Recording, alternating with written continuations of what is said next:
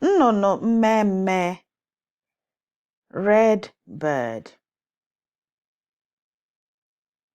Ndewo, this is Yvonne from Learn Igbo Now Challenge, and in this video, we're going to talk about a red bird, and the title is Nnunu mmee, red bird.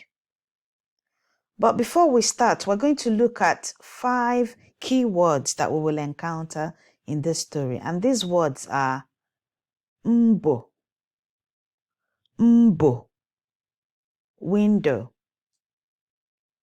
ibuboyi,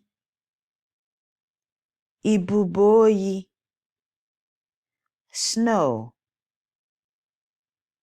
ikuku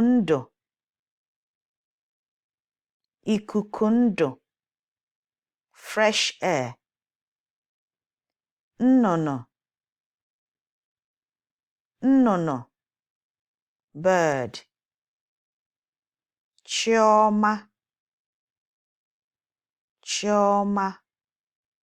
good luck. Ready? Let's begin. Ka anyị bido.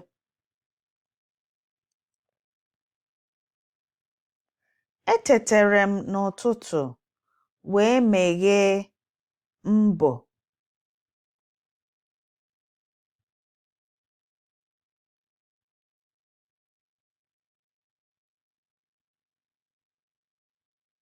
Obere ibubo oyi na-ada.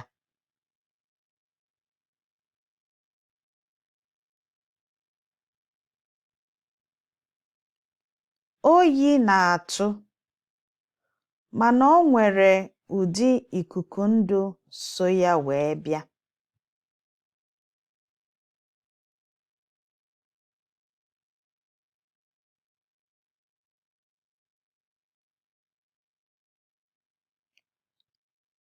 Oge m na-emechi mbọ, ahụrụ m otu obere ihe na-acha mmemme.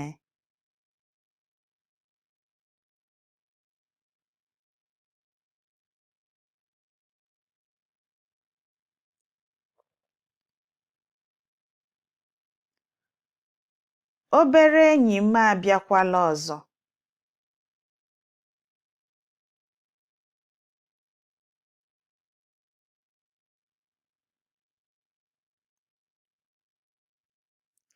Ama m na ị ga-ajụ onye enyi m obere a bụ.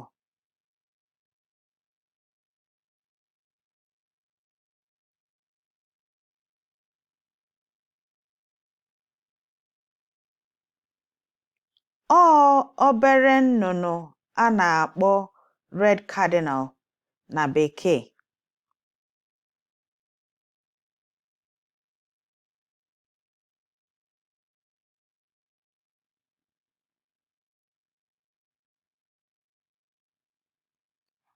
Anaghị ahụ ya n'ala Igbo.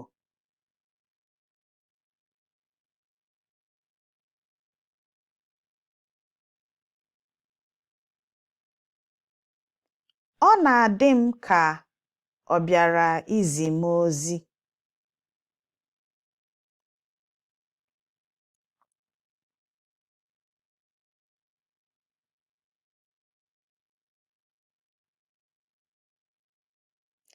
Ọ na-abịa oge niile ihe ọma na-achọ ime.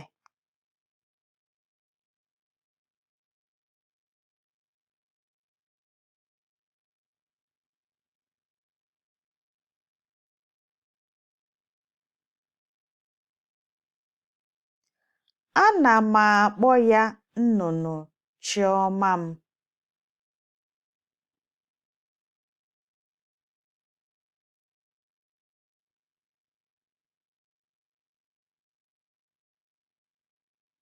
Eji m maka ya zụta nnụnụ egwuregwu yiri ya.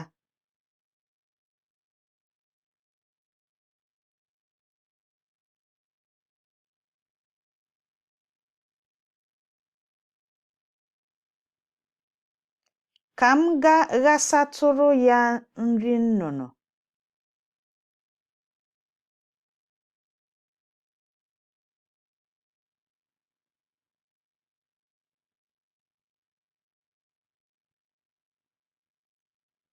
Mmecha, aga m eji ekwentị m see ya foto ma natakwa onyonyo.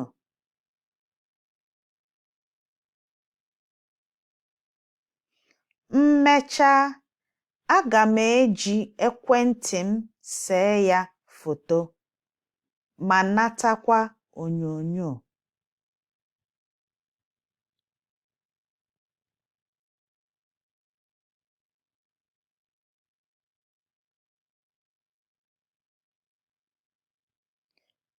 So the words we've learnt in this story are mbo. Mbo. It's actually there's a typo here, so it's MBO. Mbo. Window. Ibuboyi.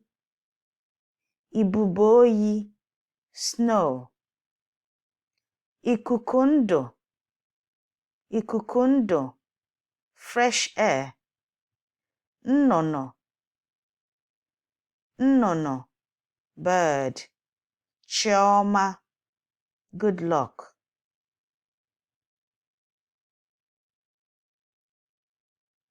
That's it for today's video. Komesia. See you soon.